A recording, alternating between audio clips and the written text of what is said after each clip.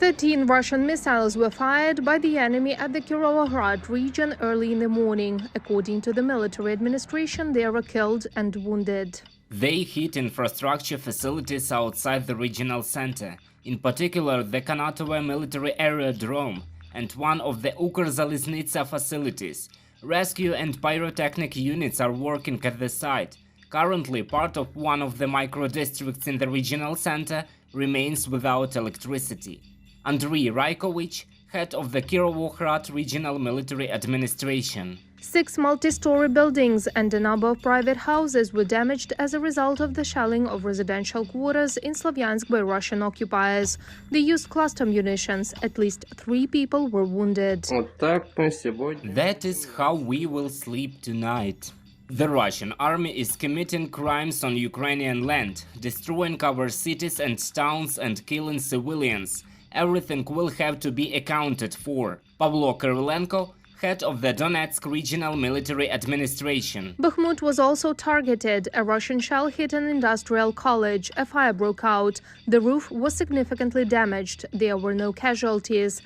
Meanwhile, the Russian invaders announced that Mariupol would be closed to entry and exit for the weekend, allegedly for the purpose of identifying Ukrainian partisans. Intensified filtration and anti-partisan activities will be conducted. Be on your guard. Do not expose yourself to danger. Clean your phones. Do not go out of your houses unnecessarily. Avoid checkpoints. Help each other. Petro Andrющенko, advisor to the mayor of Mariupol. Despite threats, Mariupol residents continue to fight the Russian occupiers. A painted symbol of the Ukrainian nation, the trident, has appeared in the center of the city. The Kherson region is holding up too. In temporarily occupied Berislav, there are painted blue and yellow flags on the streets of the city. The Ukrainian military destroyed 5 enemy strongpoints and 2 ammunition depots in the region over the day. Advisor to the head of the office of the President of Ukraine, Oleksiy Arestovich, reported that more than 1,000 Russian servicemen had been surrounded and taken to the Kodran. The situation in the Kherson region has been very difficult for Russian troops already for 2 weeks. We outflanked them on the right, on the left. We partially recaptured Olhene and almost completely recaptured Potemkine.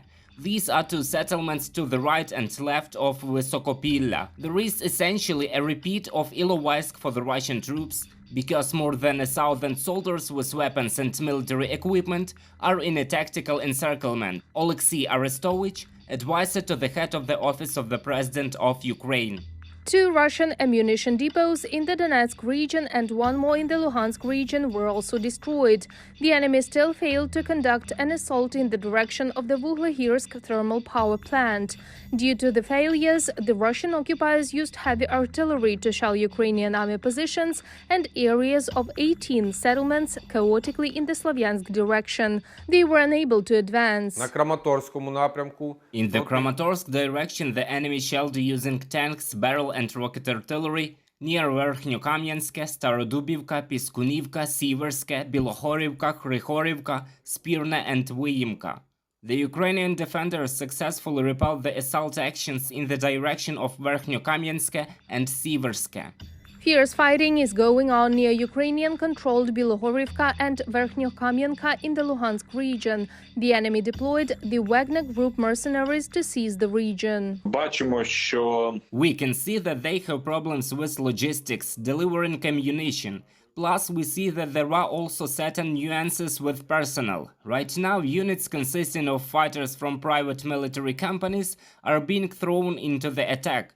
This suggests that they have pulled back some of their battalions to regroup because of a large number of casualties. To launch a counteroffensive, we need weapons.